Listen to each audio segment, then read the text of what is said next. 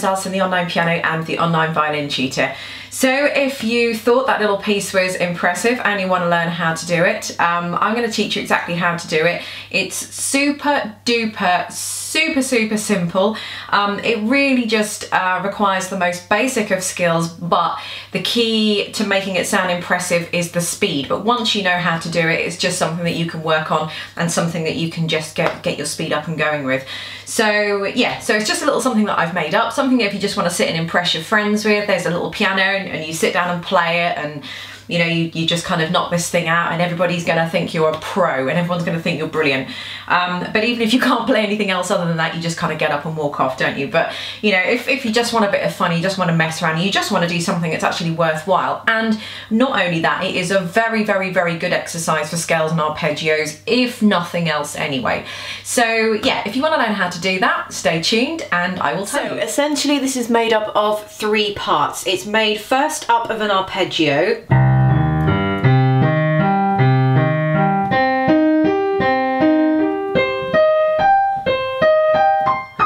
and so on. So that's the arpeggio of C minor, and then it's made up of the harmonic minor scale of C minor going down, and so on. And then we repeat another C minor arpeggio, and then it's followed by another C harmonic minor scale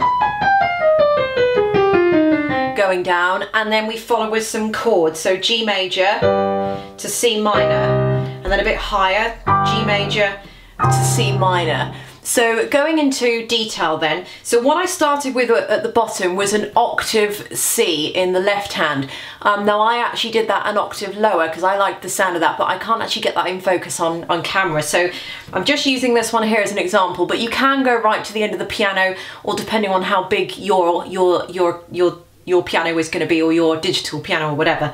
So start with an octave, so I'm using sustain pedal as well. Start with an octave C, and then you're going to be doing a C minor arpeggio, which is a C, an E flat and a G, and that's basically it. So start with the left hand, the right hand does the same thing with in the same place. The left hand moves up an octave, and the right hand mimics that. The left hand moves up an octave, right hand the same. Left hand goes up, right hand the same. Left hand goes up, right hand the same, and until you get right to the top. So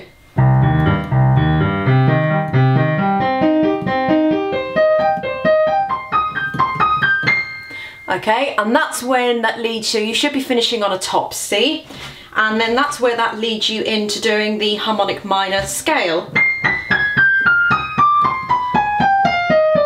which is a C, a B, an A flat, a G, an F, an E flat, a D and a C.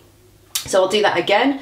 A C, a B, an A flat, a G, an F, an E flat, a D and a C. So the fingering you want to use on the scale is this. Because you've ended your little finger on that top C, you want to use 5, 4, 3, 2, 1, 3 on the E flat, 3, 2, 1, 4 on the B, 4, 3, 2, 1, 3 on the E flat,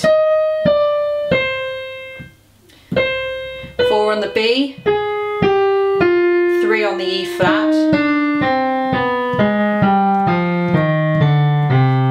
So we don't have to go up, we only have to go down, so that's the good thing about that. So then we do the arpeggio again. You can do that bottom octave with the bass note if you want to.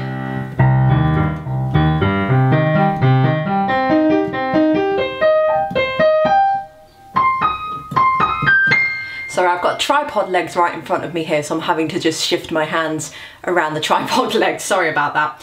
So I can't do it any quicker than that because I can't get my hands around the tripod legs.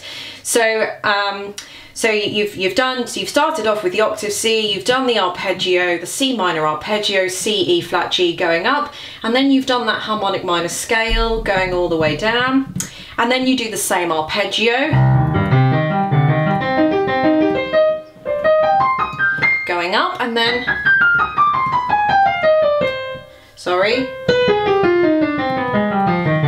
going down. And then after that, you've got a G major chord. So in the left hand, I've got an octave G, and in the right hand, I've got a G chord, which is a G, a B, and a D. And then I'm going to go to a C minor. So I'm going to go to a G, a C, and an E flat. In the left hand, I'm going to move down to a C. So if I do that again for you, so I've got an octave G in the left hand. In the right hand, I've got a G major chord, which is G, B, and D. And then I move to C minor, which is G, C, and E flat. So I'm moving from the G chord to a C minor. So I'm only moving these two notes. I'm only moving a B to a C and a D to an E flat. The good news is that I can keep my thumb where it is. In the left hand, I'm moving from a G to a C.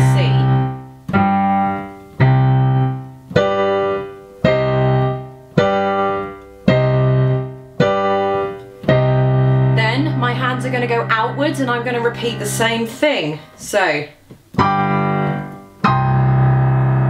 then I'm going to go up one more with the right hand. The left hand I can't go down anymore, so I'm going to keep the left hand in the same octave. I might go off camera in a second. So there's 3 of those.